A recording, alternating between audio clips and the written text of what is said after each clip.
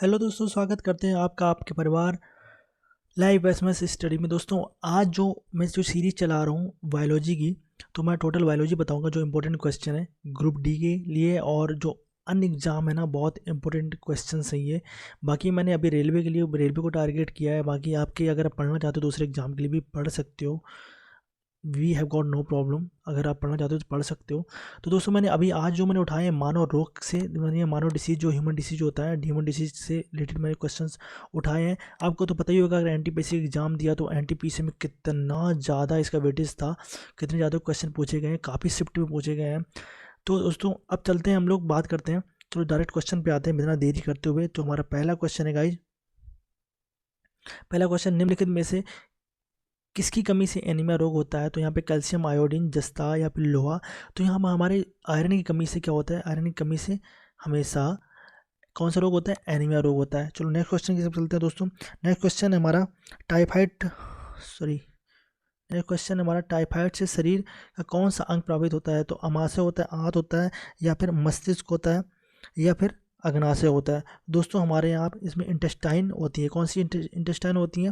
मतलब large intestine या फिर स्मॉल इंटेस्टाइन, दोनों हमारी ये आंत प्रभावित होती हैं। तो किसकी कमी से होती है? टाइफाइड। जब टाइफाइड हो जाता है गाइज ना, तो हमारी आंत प्रभावित होती है। नेक्स्ट क्वेश्चन हमारा क्वेश्चन नंबर 3, विडाल टेस्ट का उपयोग किस संभावना की जांच के लिए किया जाता है? विडाल, हैजा, मलेरिया, टाइफाइड या फिर पीत ज्वर। ठीक है, तो विडाल टेस्ट जो होता है ये हमारा पीत ज्वर के लिए किया जाता है। किसके लिए होता है दोस्तों? सॉरी गाइज, ये हमारा टाइफाइड के लिए होता है, ये टाइफाइड के लिए होता है दोस्तों। ठीक है, क्वेश्चन आप नीचे देख भी सकते हो, मैंने नीचे यहाँ पे मेंशन भी कर दिया, आंसर भी मैंने मेंशन कर दिए हैं, सारे आंसर मेंशन किए नीचे, तो आप देख सकते हो। अभी यहाँ पे फैलेरिया रोग किससे उत्पन्न होता है? तो यहाँ पे कृमि, विषाणु, जीवाणु या फिर फफूंद। तो जो हमारा ये होता है कृमि से रिलेटेड होता है, ये कमी से होता है। ठीक है, फैलेरिया किससे होता है? कृमि से होता है। ठीक है, नेक्स्ट क्वेश्चन हमारा, निम्नलिखित में से किसकी कमी से व्यक्ति को घेंगा नामक रोग होता है? तो विटामिन से होता है, वसा से, फिर आयोडीन से होता है, या फिर प्रोटीन से होता है। दोस्तों यार घेंगा के बारे में आपने सुना होगा, बचपन में भी सुना होगा कि घेंगा रोग जो होता है, आपने सुना होगा कि हमेशा आयोडीन कमी से होता था। और आपने ये कहा देखा होगा, जब एडवर्टीजमेंट आता था कि जब स्टार्टिंग में आयोडीन नमक आया था, देन तब बताया जाता है कि आयोडीन नमक खाओ, पुराना ऐसे नमक मत खाओ, घेंगा रोग से, घेंगा रोग आपको नहीं होगा।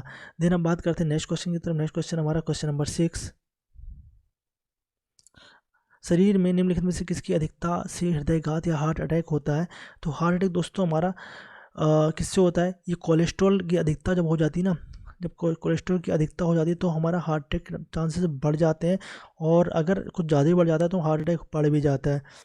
अब चलते हैं, हम बात करते हैं नेक्स्ट क्वेश्चन की तरफ। क्वेश्चन नंबर 7, क्षय रोग टीबी मानव शरीर के किस भाग को प्रभावित करता है? फेफड़े, यकृत या वृक्क या फिर अमाशय। तो दोस्तों ये क्षय रोग होता है ना, ये हमारा ये फेफड़े को क्या करता है? क्षय रोग यानी टीबी, आप जानते हो ना टीबी के बारे में। तो टीबी जो होता है ये हमारे फेफड़े को प्रभावित करता है। और दोस्तों एक चीज़ बता देना चाहता हूँ, मैंने नीचे फैक्ट भी लिखे हैं इसके बारे में। जो क्षय रोग होता है ये माइकोबैक्टीरियम ये और ट्यूबरक्लोसिस नामक जीवाणु होता है। ठीक है, उसी से ये, उसमें जो जीवाणु पड़ता है ना, ये यही पड़ता है। ठीक है, अब चलते हैं नेक्स्ट क्वेश्चन की तरफ चलते हैं। नेक्स्ट क्वेश्चन हमारा है, बीसीजी का टीका किस रोग के विरोध में लगाए जाते हैं? पोलियो या फिर मीजल्स या फिर हेपेटाइटिस ए या फिर ट्यूबरक्लोसिस यानी कि क्षय रोग यानी कि टीबी। ठीक है दोस्तों, अब बात करते हैं, तो इसका जो राइट आंसर होगा, राइट आंसर दोस्तों इसका होगा जाके ये ट्यूबरक्लोसिस यानी कि क्षय रोग। ठीक है, यानी कि टीबी। ठीक है, अब इसके थोड़ा सा नाम बता देते हैं, इसका बीसीजी का फुल फॉर्म बता देते हैं। फुल फॉर्म यहाँ पे लिखा है, मैंने मेंशन किया है, ये बैसिलस कैल्मेटिया और ग्यूरियन। ठीक है, तो नेक्स्ट क्वेश्चन की तरफ चलते हैं हम लोग। एपिडर्मिक रोग किससे संबंधित है? दोस्तों यहाँ पे डर्म लिखा हुआ है, आप साफ साफ देखा करो, ध्यान दिया करो थोड़ा। यहाँ पे डर्म लिखा हुआ है, तो कान, गला, नाक या त्वचा। तो डर्म मीन्स क्या होती है? त्वचा होती है, तो त्वचा से ही रिलेटेड ये है एपिडर्मिक। नेक्स्ट क्वेश्चन की तरफ चलते हैं। नेक्स्ट क्वेश्चन है हमारा क्वेश्चन नंबर 10, हीमोफीलिया एक अनुवांशिक रोग है जिसका परिणाम है। तो हीमोफीलिया किसका भाई परिणाम है? अब ये बताओ मुझे। हीमोफीलिया होता है ये स्यूमेटिज्म या फिर अंधापन या फिर हीमोग्लोबिन कमी या फिर रक्त का न जमना। तो हीमोफीलिया दोस्तों बेसिकली होता है ये रक्त का ना जमना। ठीक है, एक हमारे रक्त ना तब नहीं जमता जब हीमोफीलिया एक अनुवांशिक रोग होता है, और अगर ये हो जाता है ना तो रक्त जमता नहीं। बेसिकली आपको चोट लग जाती है तो रक्त का बहाव ज़्यादा देर तक होता है और बहुत टाइम के बाद में कहीं क्लॉट होता जाके है, तो ब्लड ब्लड की कोटिंग नहीं होती है। उसके अंदर एक क्या होता है, हिमेरिन जो होती है ना वो कम हो जाती है। हिमेरिन और हिपेरिन की बाद में बात करेंगे। चलो अब नेक्स्ट क्वेश्चन की हम लोग बात करते हैं। क्वेश्चन नंबर 11 जो है, क्वेश्चन नंबर है ये 11, निम्नलिखित में किसकी कमी से दांत की बीमारी होती है। दांत की बीमारी गाइस जो होती है हमारे फ्लोरीन, मैग्नीज या एल्युमिनियम या जिंक से होती है। तो गाइस दांत की बीमारी हमेशा फ्लोरीन से की कमी से होती है। नेक्स्ट क्वेश्चन चलते हैं। क्वेश्चन नंबर 12, मानव शरीर के किस भाग में पायरिया रोग लगता है। दांत और मसूड़ा, ब्रह्म या फिर ब्रह्मदांत या क्षुद्रांत या फुफ्फुस। भाई आप बताओ ना यार, पायरिया कहाँ पे पता, दांत और मसूड़े में तो होगा जाके, जब हमारी दांतों की बीमारी है ये दांत और मसूड़े में होते जाके, ठीक है। एक्चुअली बेसिकली मसूड़ा ज़्यादा प्रभावित होते हैं, इससे आप देखा होगा कि स्मेल आती है, अगर कोई आपके पास बैठ जाता है तो आप वहाँ पे बैठ नहीं सकते यार, इतनी ज़्यादा स्मेल आती है, ठीक है। हम लोग बात करेंगे 13 नंबर, कैंसर अस्थि मज्जा के कौन से भाग को प्रभावित करता है। जो कैंसर होता है गाइज वो ग्लूकोमिया या फिर ट्यूकोमिया, फिर ल्यूकेमिया या फिर फ्यूकोमिया। जो कैंसर होता है गाइज ये हमारा ल्यूकोमिया, ल्यूकोमिया यानी खून की कमी, ठीक है। ल्यूकेमिया आप तो पता होगा ना, खून की कमी, आपने आरबीसी पढ़ा होगा, आरबीसी में आपने सुनने को मिला होगा। चलो अब बात करते हैं 14 नंबर, एमएमआर का टीका किस बीमारी में दिया जाता है। तो एमएमआर का स्मॉल पॉक्स, मम्स रेबीज़ या फिर मम्स मसल्स रेबीज़ या फिर मसल्स मम्स और रिबीला, ठीक है। तो 14 नंबर का जो राइट आंसर होगा जाएगा ये हमारा आंसर नंबर सी, आप देख लेना अच्छे से, ठीक है। दोस्तों जहाँ मैंने आंसर लिखा है यहाँ पे कुछ क्वेश्चन के नीचे मैंने फैक्ट भी टाइप करे हैं, लिखे हैं, ठीक है। तो उसको ध्यान से देखना, यानी जो जहाँ पे आपके आंसर लिखे हैं ना तो वहाँ पे सामने मैंने उसके फैक्ट भी लिखे होते हैं, आप देख लेना ध्यान से, ठीक है। किस अंग के दोषपूर्ण कार्य करने से मधुमेह या डायबिटीज जो रोग हो जाता है, तिल्ली, अग्नाशय, वृक्क या फेफड़े। तो दोस्तों आपको बताना है कि जो डायबिटीज होता है तो किस अंग के दोषपूर्ण कार्य करने से ठीक हो जाता है। तो गाइज अब तक आपको बताना है, तो ये हमेशा पैनक्रियाज, पैनक्रियाज क्या बनाता है, पैनक्रियाज बनाता है जूस, जूस बनाता है, और अगर वही सही वर्क नहीं करे तो डायबिटीज वाइबिटीज वगैरह प्रॉब्लम हो जाती है। बेसिकली जो जूस बनाता है वो करता क्या है, जूस और एंजाइम बनाता है, ठीक है।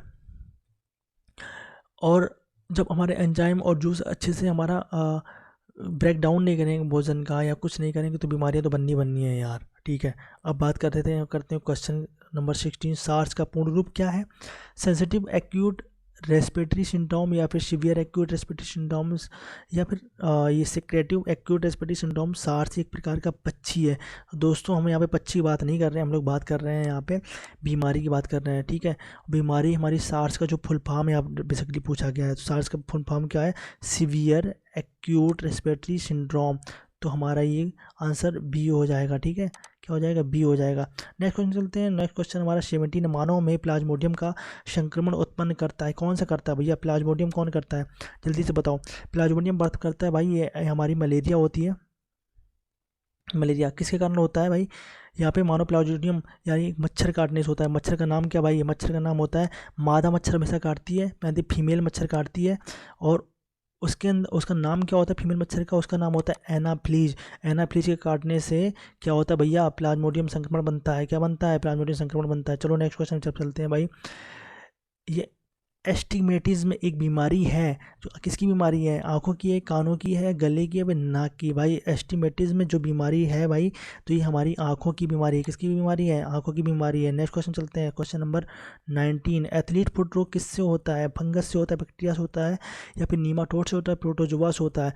दोस्तों एथलीट जो फुट होता है ये हमारा फंगस से होता है, ठीक है। किससे होता है, फंगस से होता है।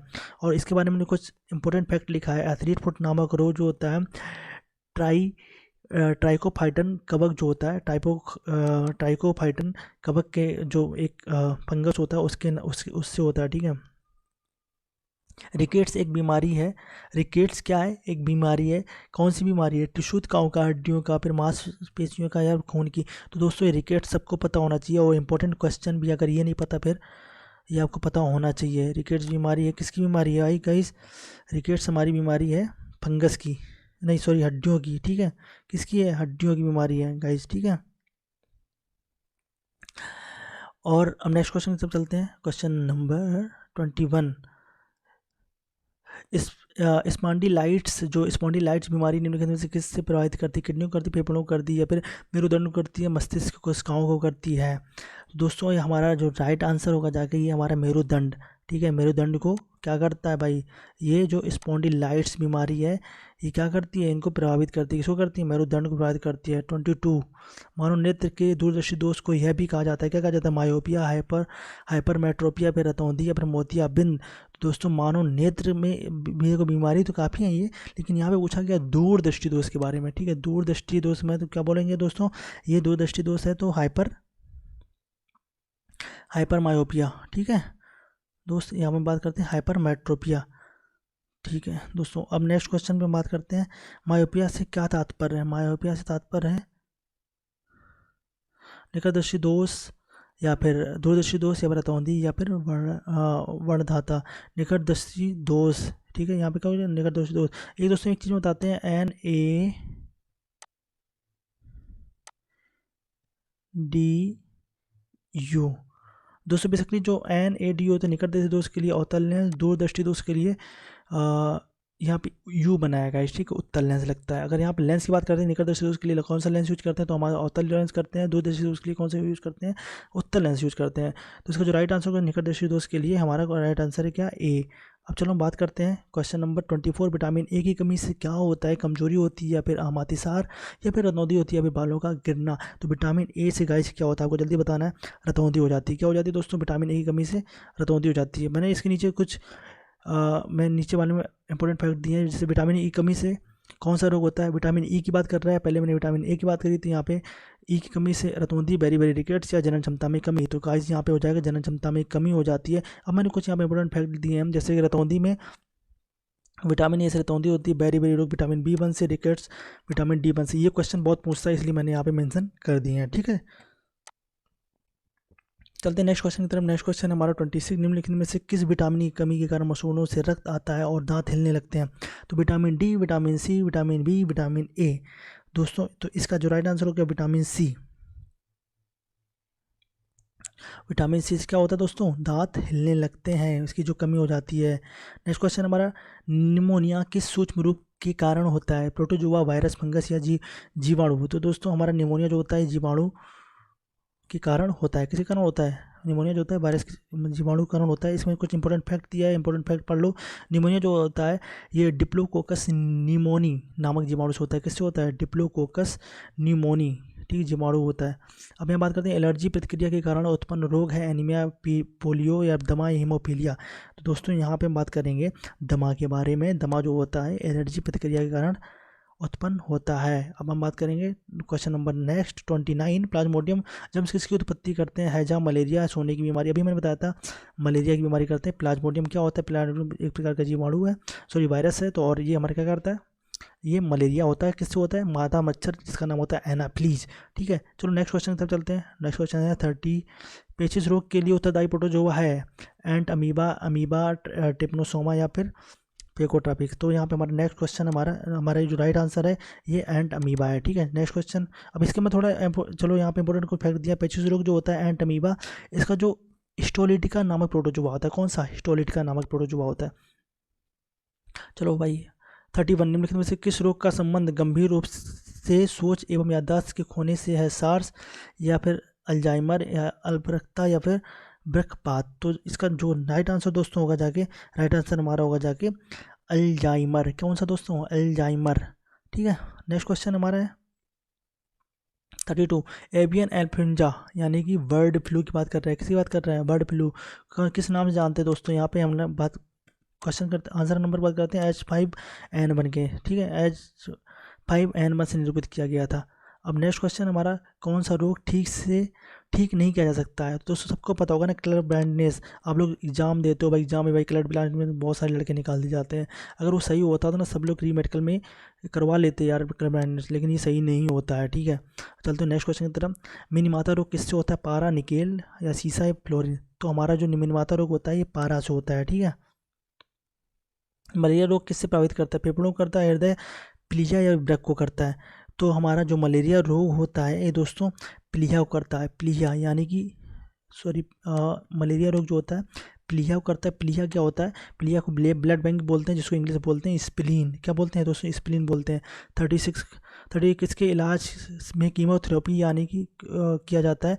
तो कीमोथेरेपी हमारा कैंसर में किया जाता है, ठीक है। किस में किया जाता है? कैंसर में किया जाता है। नेक्स्ट क्वेश्चन है, एलिसा जांच किस रोग की पहचान करती है? टीबी, पोलियो, कैंसर या फिर एड्स, ठीक है। तो एलिसा जांच जो होती है ये हमारी एड्स की पहचान करती है। नेक्स्ट क्वेश्चन है हमारा 38, निम्नलिखित में से कौन पोलियो का कारण है? एक कृमि, एक वायरस, एक बैक्टीरिया, एक कवक, ठीक है।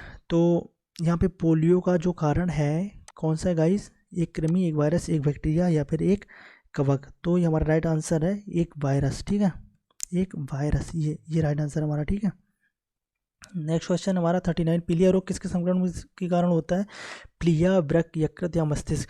तो बेसिकली दोस्तों ये हमारा राइट आंसर सी है, यकृत से के संक्रमण के कारण होता है। नेक्स्ट क्वेश्चन हमारा सिप्लिस किससे होता है? तो जीवाणु, विषाणु या फिर कवक या फिर कृमि। जो सिप्लिस होता है गाइस, ये सिप्लिस एक प्रकार की बीमारी होती है, ठीक है। तो वो किससे होता है? विषाणु, जीवाणु या कवक से या फिर कृमि से होता है। जो सिप्लिस होता है गाइस ये हमारा जीवाणु से होता है। किससे होता है? जीवाणु से होता है, ठीक है। तो दोस्तों अब एक क्वेश्चन आपको बताना है, घर के लिए है ये, और आपको इसमें कमेंट करके बताना है कि कितना पढ़ते हो, मुझे पता चल पाएगा। मानव शरीर में विटामिन ए कहाँ भंडारित होता है? यकृत, स्किन या फिर किडनी या फिर इनमें से कोई नहीं। आपको आंसर करना है भाई, इसको आंसर करना है, आंसर इट इन कमेंट, ठीक है। कमेंट में करना है। दोस्तों आई होप आपको वीडियो पसंद आएगा। मिलते हैं नेक्स्ट वीडियो में कुछ नया लेकर। बस एक बार चैनल को सब्सक्राइब कर लो और लाइक बटन दबा दो। मिलते हैं नेक्स्ट वीडियो में। Thank you very much guys.